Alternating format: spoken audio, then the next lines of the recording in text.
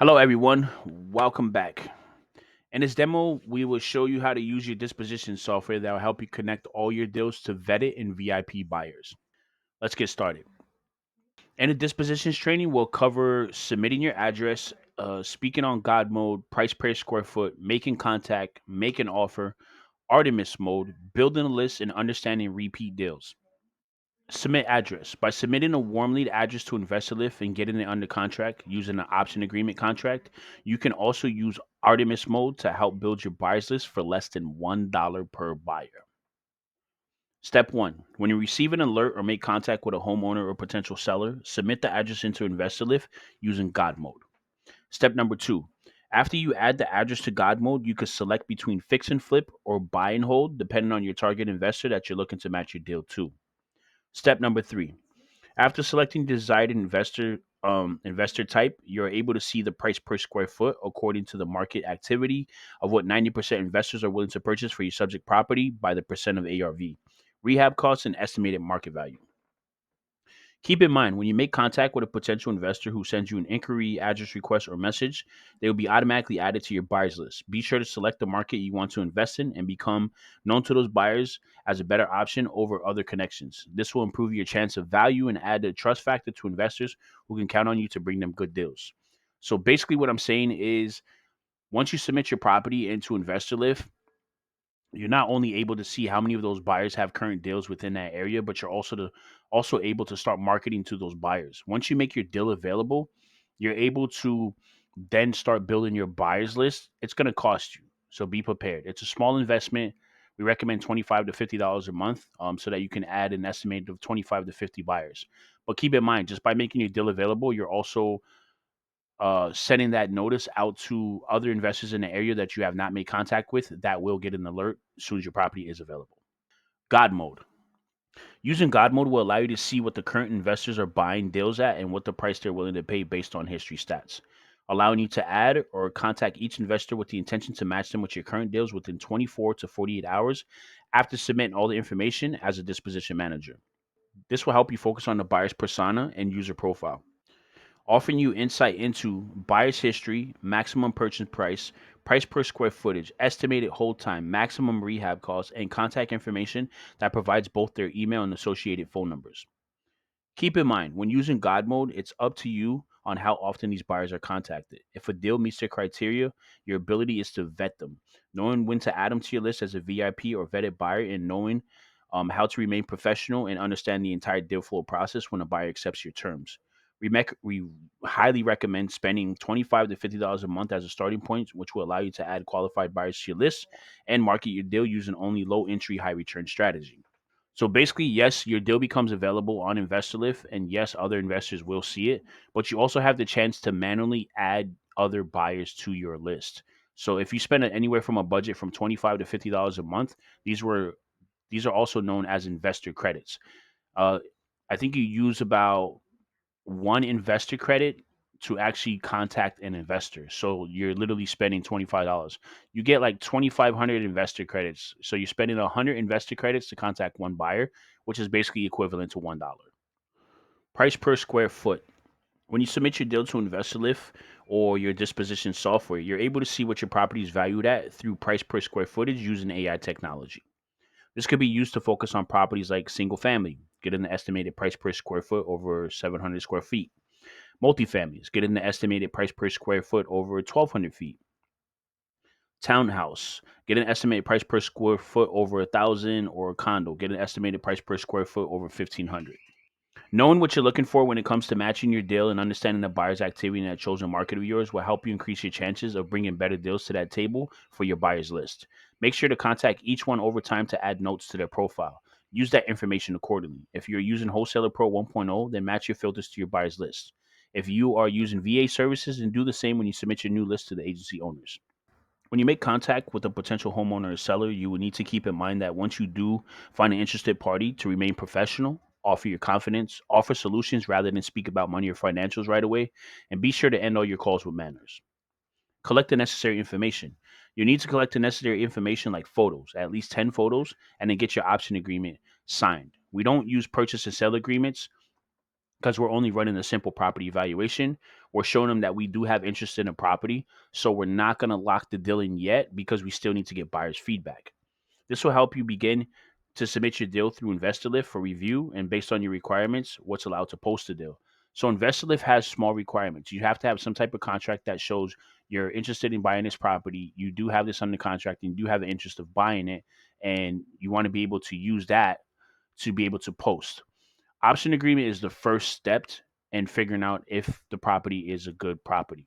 You have no obligation to them. They have no obligation to you. They're still able to market to other people. They can still look for other cash opportunities or other offers and accept other offers from other people. But what you're doing is you just want to tell them, hey, I'm another buyer. Hey, I'm interested, but I'm just going to look at this as an option. I'm not certain yet because I still need to run my property evaluation. I still need to do my due diligence, and this is the best way for me to do it. Property evaluation. After you collect all the information and you after you collect all the information over the phone and all the items have been collected and the contract signed, you can inform the seller that you give them feedback, not an offer, but feedback within 24 to 72 hours. The way that you structure this is after you give them feedback, by then you would know exactly what your buyers on investor lift are saying, what's their comments, what price level do they want it at, how much they're willing to spend for rehab and all that good stuff. And if they happen to go out to the property, you schedule a walkthrough, you can get feedback from them from their inspection, and then you can actually use that as a reference for asking for a discount if that discount needs to be applied. And then finally, making an offer.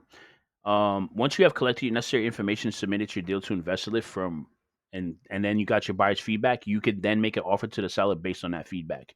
You also need to consider a market budget of $25 to $50 a month. This is highly crucial. That'll allow you to act on contacting 25 to 50 buyers until you get a positive response or collect their buy box information. So even though you might submit a deal and it may not be a good deal or opportunity for somebody, whatever be the case, maybe the price is too high, maybe the rehab cost just doesn't seem like it's like a project they want to get into, or like maybe the seller's not budging, or like whatever be the case to compromise, then the best thing you can get out of it is a buy box. If anything comes out of it, just say, hey, listen, sorry I couldn't help you out on this deal, but I think I can help you out on the next one. Let me know what your buy box criteria is, and I'll be happy to match you to those deals that I get in the future. It's still a win-win no matter what. So keep in mind, when contacting a potential seller, partnership, or investor, you need to remember that money is in the follow-up. Artemis mode. Artist mode. This mode can only be activated when you make a property available. So after you submit all your photos and necessary option agreement, after you submit your property through InvestorLift and make the deal available, you're able to see exactly the buyers who have active deals versus your deal in the same location as your property. This will allow you to build a list or make the direct contact with those buyers, only available after you make your deal. So here's a little quick tip, right? Once you make your property available and you go into Artemis mode, you can exactly see what people are willing to pay for that property and what price they're willing to get it at. And that'll give you a quick heads up, like what are these people willing to spend on that property and how much are they willing to spend. And then you can actually create your own offer on what you want to get that property under contract for and what makes sense to them. So one of the KPIs is just knowing what the buyers could buy a property for, which you'll be able to see, and then know what the estimated hold time is per purchase. And then you also get to see the estimated rehab cost per property. So it's giving you quicker insight. Artemis mode will allow you to see buyers, purchase history, price per square foot, and then what most properties are under contract for within that area. Current deals, either within the last 6 months or last 30 days, is what you get access to. When you make your deal available, you can access the feature in InvestorLift called Artist Mode. This will allow you to look at available buyers who can be added to your list for less than $1. So step number one is build. I want you to build your list every month, every time you make a property available. So every month, what you're going to do is you basically want to get to a range of 100 to 200, maybe 250, depending on how small your area is or how big it is. Or if you say you want to have a list of 500 people, um, just having a wide range of buyers will help you when you do post a deal. So you don't always have to keep buying buyers, right? You don't have to keep renting buyers from InvestorLift. So the ideal here is make a property available, get access to Artemis mode, and for that zip code alone, you can start building buyers for that zip code alone by itself. I say a top range of 100 people for per zip code is doable, because you're gonna run into like 5 or 6 people that are probably not gonna want the property because they're probably got other projects going on or their money's held up in another project and they just can't do it right now. Whatever be the case, you want to have more than one option or more than one buyer to rely on. Step number two, add only fix and flip or buy now buyers. These are the buyers that be the ones you can create filters using tax delinquency and tired landlords. So when you're doing tax delinquencies or tired landlords, you only want to deal with fix and flip and buy now type of buyers. There's a filter you can select with an investor lift that shows you who the fix and flip flippers are, and then who the buy and hold buyers are. And number three, only purchase vetted in VIB, cash buyers, and fix and flips. Step number four, build at least 25 investors per month and keep in mind to make sure to contact each buyer after adding them. I usually like to only add notes to buyers who are quick to answer their phone calls or messages within 24 to 48 hours, because time is money. Money is in the follow up. So if you're dealing with a buyer that has been at it, and if you call them and they're not picking up on the first ring, it's probably not a buyer you want to mess with. You send a text message after they didn't pick up, probably not a buyer you want to mess with. Then you try a third time and leave a voicemail and they don't call you back, probably not a buyer you want to mess with. Just remove them from your list and continue building your list. But thanks for watching. This concludes Dispositions Training Part 2 and the How It Works series. This concludes our Part 2 Dispositions Training in our three-part series for using Wholesaler Pro 1.0. 1.0. See you in the next video when we discuss marketing and sales as it relates to you building capital, branding yourself as a professional, and making a reputation for yourself for future partnerships that will help you scale your business from 1 to 3 deals to 5 to 10 deals.